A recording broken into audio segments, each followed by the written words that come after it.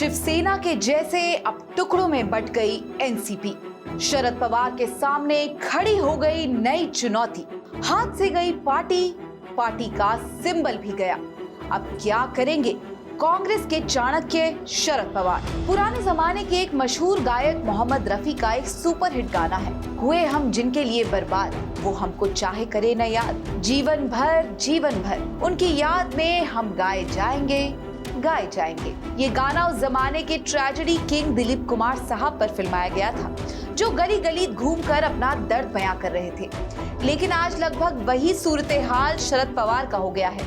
आज के दौर में ये गाना 100% एनसीपी प्रमुख शरद पवार पर फिट बैठ रहा है, जिनके हाथ से पहले उनका भतीजा निकला और फिर उनका अच्छा वक्त। यानी पहले उनकी पार्टी एनसीपी दो भाग में बट गई और अब पार्टी का सिंबल घड़ी उनके हाथ से निकल गया।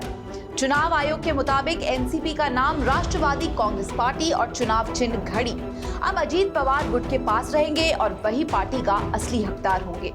इसका मतलब ये हुआ कि जब तक घड़ी चाचा शरद पवार के पास थी, उनका वक्त अच्छा था, और अब घड़ी भतीजे अजीत पवार के पास है तो उनका अच्छा वक्त शुरू हो गया है। शायद तभी वो जोड़ तोड़ की राजनीति कर महाराष्ट्र के डिप्टी सीएम बन गए और बेचारे चाचा को इस बुजुर्ग अवस्था में अपनी ही पार्टी को बचाने की लड़ाई लड़ने के लिए अकेला छोड़ गए। एनसीपी यानी कि नेशनलिस्ट कांग्रेस पार्टी की स्थापना 10 जून 1999 को हुई थी।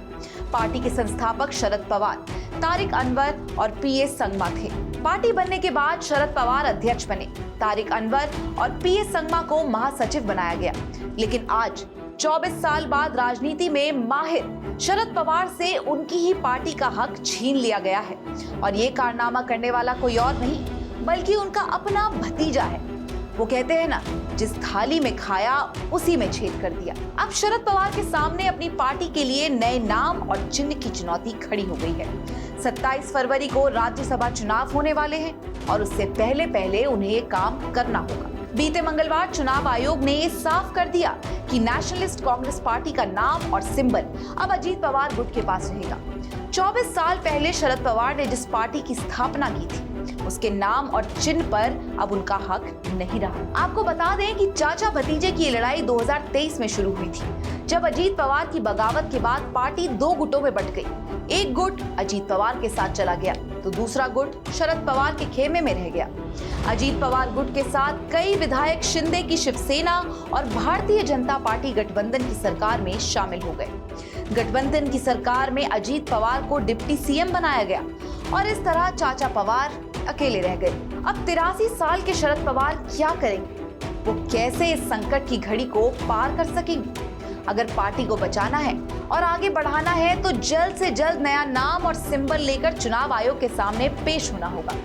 सियासी गलियारे से कुछ सूत्रों ने बताया कि नए नाम में नेशनलिस्ट और कांग्रेस शब्द को भी रखा जा सकता है। जिन नामों को लेकर चर्चा हो रही है वो है शरद पवार कांग्रेस, मैं राष्ट्रवादी या मराठी में मी राष्ट्रवादी, शरद पवार स्वाभिमानी पक्ष हो सकते हैं। खबरों की माने तो शरद पवार गुट चुनाव आयोग के सामने इन नामों को रख सकता है और मांग कर सकता है कि इन्हीं में से कोई नाम पार्टी को दिया जाए। साथ ही चश्मा, उगता सूरज, चक्र और ट्रैक्टर जैसे सिंबल की भी चर्चा है। पार्टी चुनाव आयोग के सामने इनमें से कोई चिन्ह उनकी पार्टी को देने की मांग कर सकती है। अब अगर आंकड़ों की बात करें तो देश भर में एनसीपी के विधायकों और सांसदों की कुल संख्या है 81, जिनमें से 57 अजीत पवार गुट के साथ है। वहीं शरद पवार के पास 28 है, जबकि 6 सदस्यों ने दोनों गुटों के समर्थन में एफिडेविट दिया था।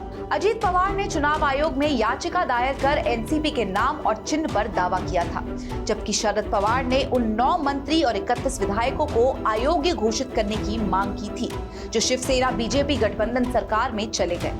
अब देखने वाली बात ये होगी कि कैसे राजनीति के चाणक्य शरद पवार अजीत पवार के खेमे में खलबली मचाते हैं और आखिर कैसे अपनी 24 साल पुरानी पार्टी और अपनी साख को बचा पाते हैं। श्रेष्ठ भारत पर खबरों से जुड़े रहने के लिए चैनल को सब्सक्राइब करें, बेल आइकन दबाएं और देखते रहें श्रेष्ठ भारत।